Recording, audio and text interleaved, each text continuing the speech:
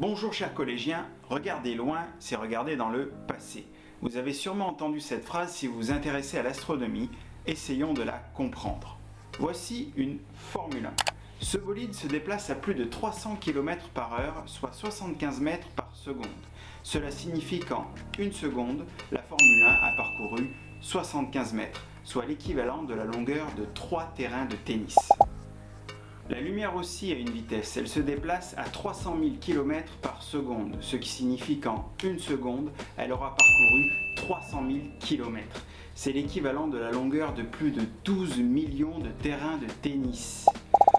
C'est juste énorme. À l'échelle humaine, cette vitesse, c'est quasiment de l'instantané. Si j'allume cette lampe, elle va émettre de la lumière qui va parcourir une certaine distance avant d'atteindre l'objectif de la caméra. Mais elle va parcourir cette distance si vite que cela nous est imperceptible.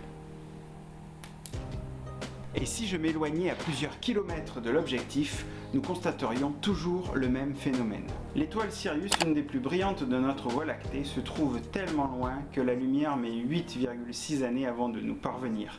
Cela signifie que lorsqu'on la regarde dans le ciel, on la voit telle qu'elle était il y a plus de 8 ans. Certaines galaxies super brillantes sont appelées les quasars. Et ces quasars émettent une lumière qui met plus de 10 milliards d'années à nous parvenir.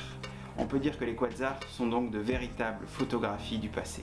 Voilà, j'espère que vous aurez compris pourquoi on dit regarder loin, c'est regarder dans le passé. Et voici deux petites questions pour vous entraîner. Première question très facile, combien de temps met un rayon de soleil pour nous parvenir sur la Terre? Sachant évidemment que le soleil se trouve à une unité astronomique de notre planète.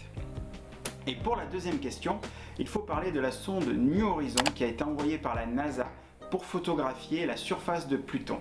Ces photographies ont été réalisées le 14 juillet 2015 et ont été transmises sur Terre par des ondes se déplaçant aussi vite que la lumière.